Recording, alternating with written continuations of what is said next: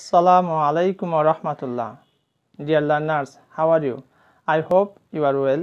Alhamdulillah, I am also well. This is Abdul Bari, professionally lecturer in English, Sonapukur Surubi College, Parbotipur, Dinajpur. Today I would like to talk a most important topic, that is past indefinite tense.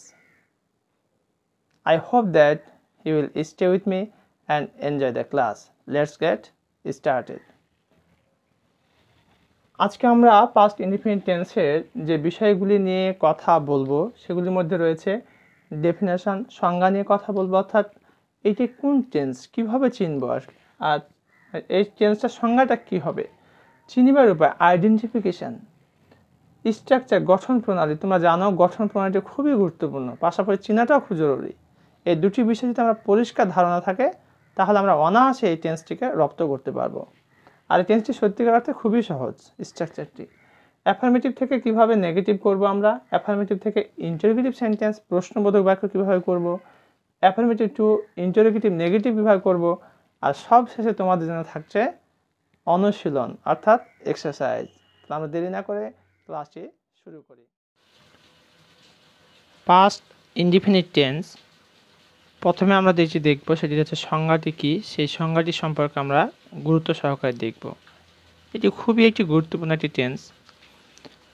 অতীতে কোনো কাজ হয়েছিল কিন্তু বর্তমানে তার ফল বিদ্যমান নেই, এরূপ বোঝায় তাহাকে পাস্ট ইনডিফিনিট টেন্স বলে।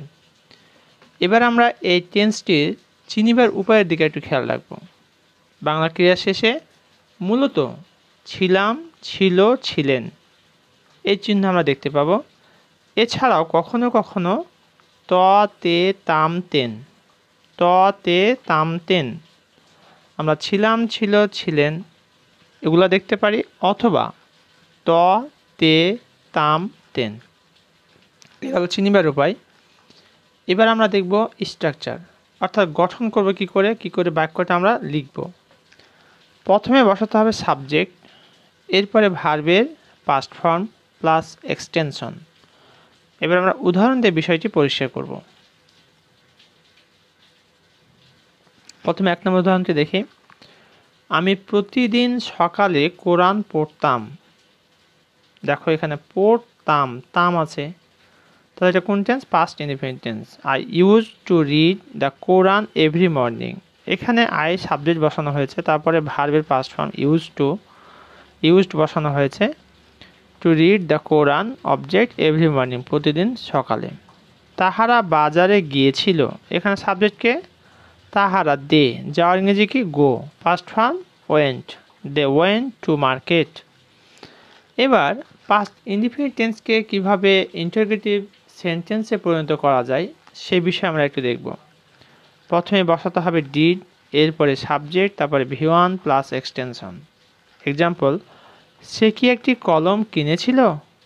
তাহলে প্রথমে আমরা ডিড বসালাম, সাবজেক্ট হচ্ছে সে, হি হলো ভার্বের প্রেজেন্ট ফর্ম, কিনা ইংরেজি হচ্ছে বাই, V1, তারপরে অবজেক্ট হচ্ছে a pen. Did he buy a pen? সে কি একটি কলম কিনেছিল? তাহারা কি সেখানে গিয়েছিল? Did they go there? দেখো সাবজেক্ট হচ্ছে দে, আর অক্সিলারি ভার্ব এখানে ডিড। স্ট্রাকচার দিকে খেয়াল করো তাহলেই বুঝতে পারবে। Did they go there. এবার পাস্ট ইনডিফিনিট টেন্সকে কিভাবে নেগেটিভ সেন্টেন্সে পরিণত করা যায় তার স্ট্রাকচারটা আমরা খেয়াল করি। প্রথমে সাবজেক্ট বসাতে হবে, সাবজেক্ট বসার পরে কি বসাবো? ডিড, ডিড বসার পরে নট, তারপরে V1 প্লাস এক্সটেনশন। প্রতিটি টেন্সের তোমরা ভালো করে চিনিবার উপায় এবং স্ট্রাকচারটি অবশ্যই মুখস্থ রাখবে, কারণ এটা না জানলে কিন্তু হবে না। Tense is called the soul of English grammar. English গ্রামারের সোল, আত্মা হচ্ছে টেন্স। টেন্সকে ভালো করে রপ্ত করতে হবে।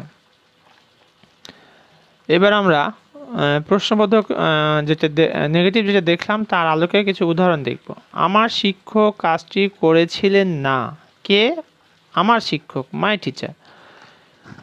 এবার নেগেটিভ করার জন্য ডিড, তারপরে নট, ডিড নট, মূল ভার্ব হচ্ছে ডু, কাজ করা, কাজটি করেছিলেন, কাজ করা ইংরেজি হচ্ছে do, do the work. My teacher did not do the work, আমার শিক্ষক কাজটি করেছিলেন না। রহিম এবং করিম কলেজে গিয়েছিল না, সাবজেক্টকে রহিম এবং করিম। আর সাবজেক্ট বের করার নিয়ম হচ্ছে ভার্বকে যদি আমরা কে দিয়ে প্রশ্ন করি যে কে গিয়েছিল, কে খেয়েছিল বা কারা খেয়েছিল, তাহলে কিন্তু আমরা সাবজেক্ট পেয়ে যাব। আর অবজেক্ট বের করার নাম হচ্ছে কি বা কাকে। তাহলে এখানে কে কলেজে গিয়েছিল, রহিম এবং করিম। রহিম অ্যান্ড করিম কলেজে গিয়েছিল না, নেগেটিভ করা হচ্ছে did not go to college. দেখো এখানে ডিড, তারপরে নট, তারপরে মূল ভার্বের প্রেজেন্ট ফর্ম গো। এবার আমরা পাস্ট ইনডিফিনিট টেন্সকে কিভাবে ইন্টারোগেটিভ নেগেটিভ সেন্টেন্সে রূপান্তর করা যায় সে বিষয়ে আমরা একটু গুরুত্ব সহকারে দেখি। একসাথে প্রশ্ন, তার সাথে নেগেটিভ। দেখো কি মজার, ডিড, তারপরে সাবজেক্ট, তারপরে নট, তারপরে V1 প্লাস এক্সটেনশন। তো আমরা কি করব, প্রথমে যে ডিডন্ট সাবজেক্ট অথবা তারপরে V1 তারপরে এক্সটেনশন, অর্থাৎ এইটাও দিতে পারি এটাও দিতে পারি আমরা স্ট্রাকচার। আমি কি তাকে সাহায্য করেছিলাম না, did I not help him এটাও লেখা যায়, অথবা ডিডন্ট আই হেল্প হিম এটাও লেখা যায়। অর্থাৎ নটকে আমরা সাবজেক্টের পূর্বেও লিখতে পারবো, পরেও লিখতে পারবো। তবে সাবজেক্টটি যদি নাউন হয় তাহলে নটটি আগাদিকে দিলেই উত্তম হয়, না দিলেও চলবে, তবে দিলে ভালো হয়। রুমি কি গান গেয়েছিল না, দেখো Rumi, did Rumi not sing অথবা ডিডন্ট রুমি সিং। এবার তোমাদের জন্য একটি আকর্ষণীয় বিষয়, সেটি হচ্ছে exercise. It is your turn. তোমাদের কাজ হচ্ছে এই বাক্যগুলো পড়ে তোমরা কমেন্ট করে আমাকে জানিয়ে দাও কে কয়জন তোমরা উত্তর করতে পেরেছো সঠিকভাবে। ইনশাল্লাহ যদি কোথাও তোমাদের সমস্যা হয় আমি তোমাদের সেই প্রশ্নের উত্তর দেবো, তোমরা কমেন্ট করে আমাকে জানিয়ে দাও। সবশেষে আমি তোমাদেরকে বিনয়ের সাথে রিকোয়েস্ট করব, তোমাদের একটি কমেন্ট, একটি লাইক আমাকে অনেক উদ্বুদ্ধ করে, আমাকে অনুপ্রাণিত করে। অনেক কষ্ট করে কিন্তু ভিডিওগুলো করতে হয়, মাথার ঘাম পায়ে ফেলে তোমার অনেক পরিকল্পনা নিয়ে কী করে ভালো পারফর্ম করা যায়।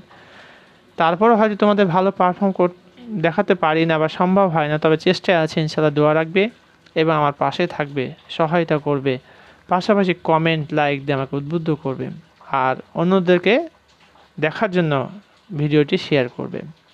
তো প্লিজ সাবস্ক্রাইব মাই চ্যানেল। এখন সাবস্ক্রাইব করার জন্য তোমাদের কি করতে হবে, প্রথমে ইউটিউবে যেতে হবে, যে সার্চ যে বাটনটা রয়েছে, ঘরটা রয়েছে, সেখানে ইংলিশ মোটিভেশন 21 লিখে দিতে হবে।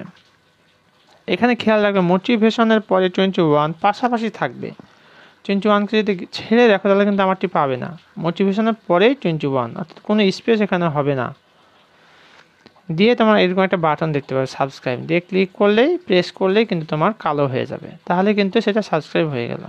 এবার প্রেস বেল আইকন, যখন তুমি সাবস্ক্রাইব করবে তার উপরে একটা এরকম একটা চিহ্ন দেখতে পাবে, সেখানে একটু ক্লিক করে দেবে, তাহলে তুমি সকল আমার ভিডিও আপলোড করার সাথে সাথে পেয়ে যাবে। এতক্ষণ পর্যন্ত তোমরা আমার সাথে থাকার জন্য অসংখ্য ধন্যবাদ, এবং আশা করি তোমরা আমার সাথে থাকবে এবং আমাকে উদ্বুদ্ধ করবে।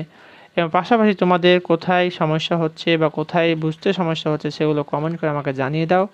ইনশাআল্লাহ আমি পরবর্তী ভিডিওতে তোমাদের সেগুলোর চেষ্টা করবো, সেগুলো উত্তর দেওয়ার পাশাপাশি তোমাদের কমেন্টের উত্তর দেওয়ার আমি ইনশাআল্লাহ চেষ্টা করব। Thank you very much for watching this video. আসসালামু আলাইকুম ওয়া রাহমাতুল্লাহ।